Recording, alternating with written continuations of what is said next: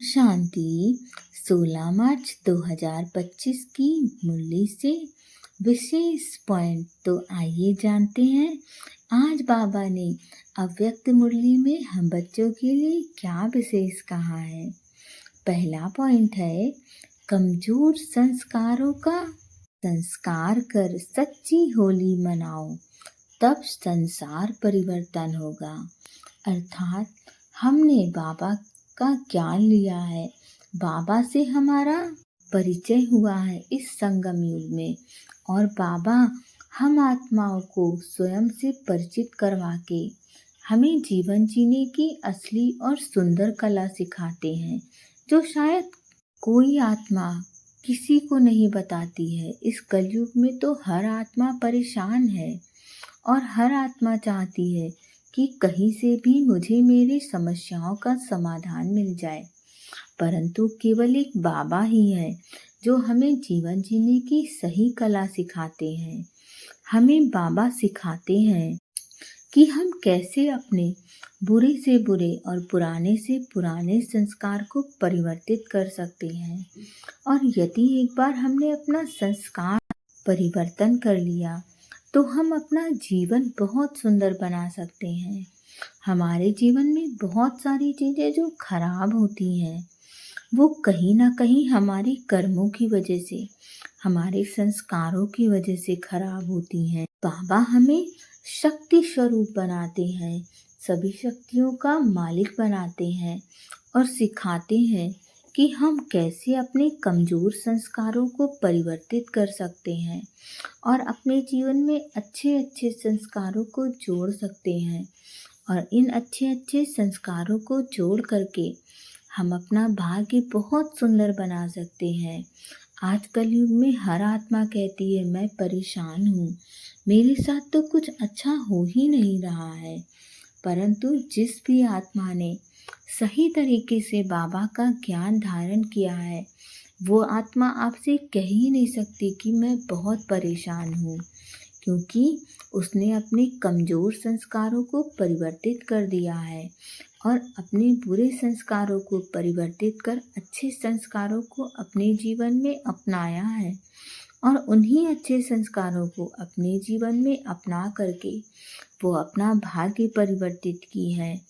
और जब भी कोई आत्मा एक कदम अच्छाई की तरफ बढ़ाती है तो वो संसार परिवर्तन की तरफ अपना एक कदम बढ़ाती है, सतयुग स्थापना की तरफ अपना एक कदम बढ़ाती है। तो हमें भी ज़रूर सहयोगी बनना है इस कार्य में, ताकि हम भी कल कह सके कि हमने भी संसार परिवर्तन में अपना एक छोटा सा योगदान दिया है।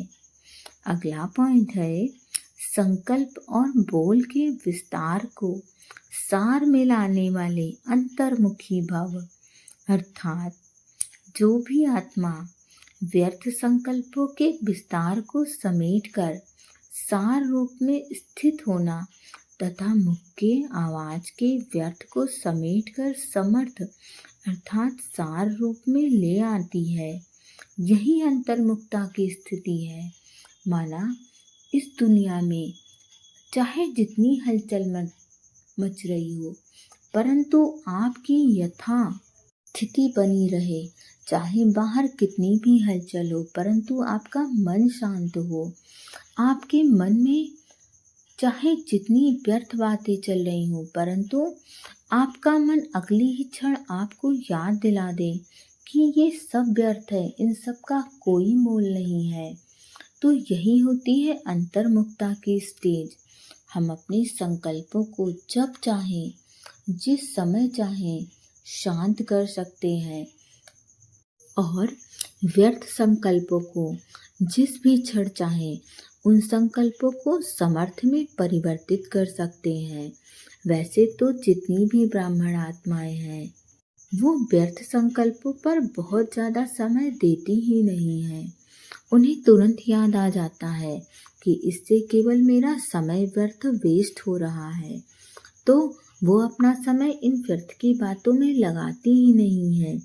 वैसे ही जो अन्य आत्माएं हैं वो भी अपने संकल्पों को समर्थ रूप दे करके अपने जीवन को सुंदर बना सकती हैं, अपना भाग्य सुंदर बना सकती हैं। परंतु उसके लिए हमें अपने संकल्पों को शुद्ध करना पड़ेगा, शांत करना पड़ेगा। हमें अंतर्मुखता की स्टेज में आना होगा कि बाहर चाहे जितनी भी हलचल हो, हमारा मन शांत हो। और यदि मन में भी हलचल हो तो अगले क्षण हमारे मन को इस बात का अनुभव हो कि परेशान मन, अशांत मन केवल समस्याएं पैदा करता है, समस्याओं का समाधान नहीं ढूंढता है। और ऐसे अंतर्मुखी बच्चे ही साइलेंस की शक्ति द्वारा भटकती हुई आत्माओं को सही ठिकाना दिखा सकते हैं। तो हमें भी ऐसा ही बच्चा बनना है। और यही साइलेंस की शक्ति अनेक रूहानी रंगत दिखाती है, क्योंकि साइलेंस में भी बहुत शक्ति है। कोई ये ना समझे कि मौन में कोई शक्ति ही नहीं है। ये एक ऐसी ताकत है जो पूरी दुनिया को बदल सकती है। इसीलिए साइलेंस की शक्ति से हर आत्मा के मन का आवाज इतना सीमित सुनाई देता है, जैसे कोई हमारे सम्मुख ही बोल रहा है। वो पावर है साइलेंस की शक्ति में, जो कोई आत्मा बोलकर नहीं परिवर्तित कर सकती। वो साइलेंस की शक्ति बिना बोले परिवर्तित कर देती है। अगला पॉइंट है स्वभाव, संस्कार, संबंध, संपर्क में लाइट रहना, अर्थात फरिश्ता बनना। अर्थात जब हमारा स्वभाव, हमारा संस्कार, हमारे संबंध, हमारे संपर्क में आने वाली आत्माएं, जब हम इन सभी चीज़ों से अपने आप को डिटैच कर लेते हैं, बातें होते हुए भी अपना मन हम केवल परमात्मा में लगाते हैं। हम चाहे जितने भी गलत कर्म करें, परंतु आने वाले हर कर्म पर अटेंशन रखना सीख जाते हैं। और जो हमने बीते समय में गलत कर्म किए, जब हम ये सीख जाते हैं कि हमें इन्हें कैसे सुधारना है, या फिर जो हुआ सो हुआ परंतु मुझे आगे नहीं बढ़ाना है, तभी हम लाइट की स्टेज को प्राप्त करते हैं। हम बाबा का सच्चा फरिश्ता बच्चा बनते हैं। तो हमें अपना स्वभाव, अपना संस्कार परिवर्तित करके बाबा का सच्चा बच्चा बनना ही होगा। हमें बाबा का फरिश्ता बच्चा बनना होगा। परंतु जब हम अपने इन्हीं सभी चीज़ों को परिवर्तित कर लेते हैं और बाबा के अनुसार अपना जीवन जीते हैं, बाबा के अनुसार अपने नियम कर्म बनाते हैं, तो हम सच्चा फरिश्ता बच्चा बन जाते हैं। ओम शांति।